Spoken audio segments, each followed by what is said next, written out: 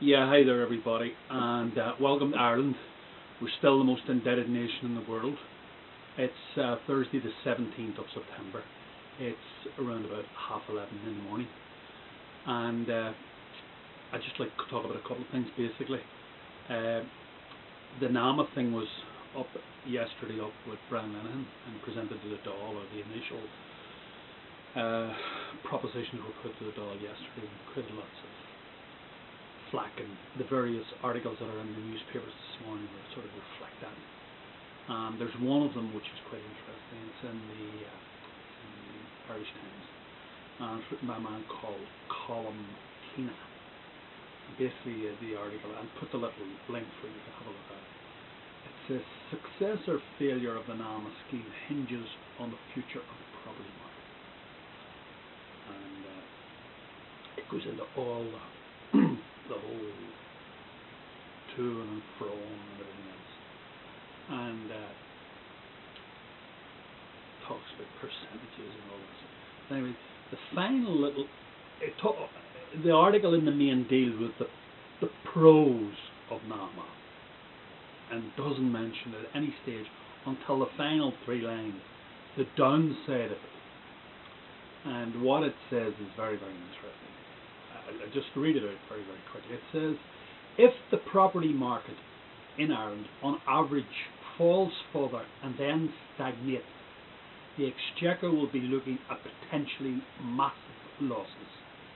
It all comes down to a number of imponderables: the economic performance of the Republic and Europe generally, and the effect of that performance on the property market here and abroad.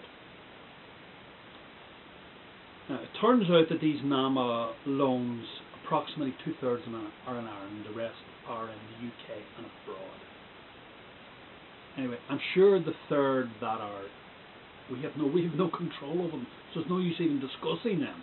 The 2/3 of the ones that are here, their performance, the performance of the property market in which they are involved in, is predicated on a couple of things. And the main thing is, the property market is a reflection of the health of the well-being of the economy as a whole. We had a property bubble, and the reason we had a property bubble is because the banks borrowed all this money from their American and European cousins, which now has to be paid back. Alright? Hence the NAMA situation.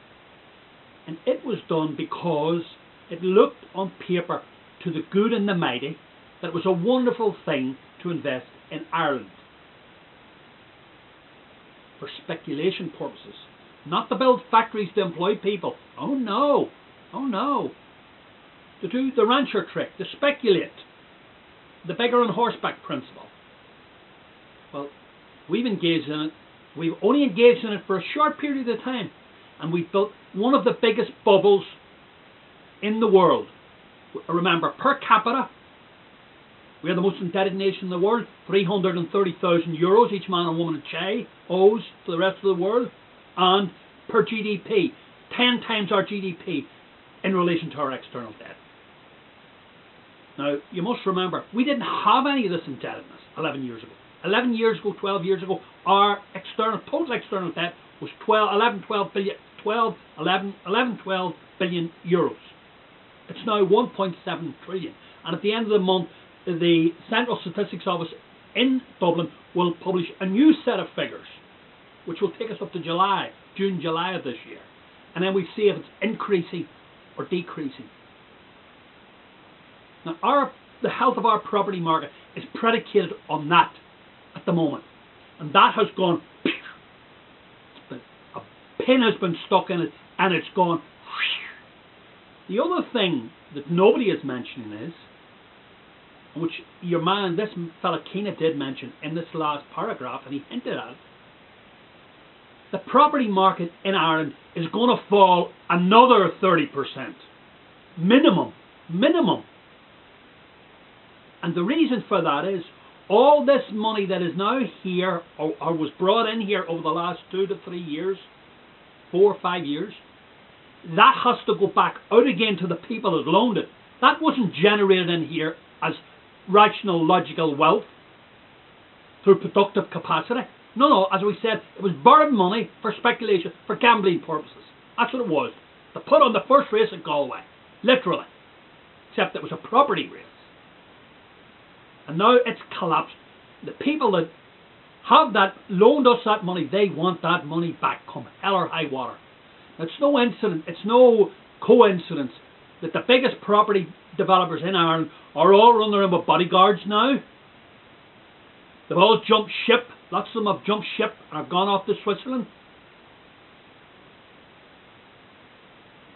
The whole thing, it has imploded, and it's going to get, it's only started, this only started 18 months ago. This all of a sudden hasn't hit the bottom, and it's going to go along the bottom. This is going to continue down for another, at least a year, 15 months, to get things a rock bottom. That's why all this hurry is on about this NAMA.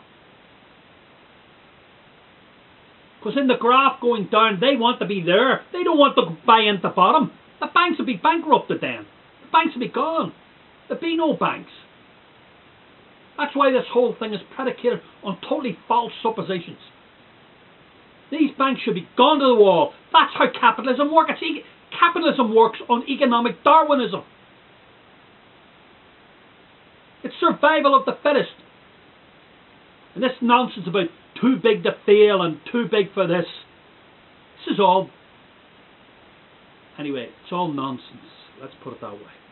The bottom line about it is, at the end of the day, these banks should all have gone to the wall. And one or two new banks should have been set up. And people say, well, they'd have to be set up by the state. Why not? They did it before. At the beginning of the state set up banks. Some of them were quite successful. And all the state has to do is, if the state sets it up and runs it and it's successful, sell the shares off then to private individuals and let them take it up and appoint boards and run it as a private bank. That's how capitalism works. I don't like it. I'm not advocating capitalism. I don't like it. But like, what are you? Are you half a capitalist, half a communist? What are you like? Where are we going? What's happening in the world? One day you're a capitalist because it suits you, and then it doesn't suit you. Next day you're a communist stroke socialist. I understood that this society we lived in was a capitalist society. So let's get on with it. Anyway, the reality is, the Keena article in the Irish Times, worth looking at. We're nowhere near the bottom of property values in Ireland. You ain't seen nothing yet.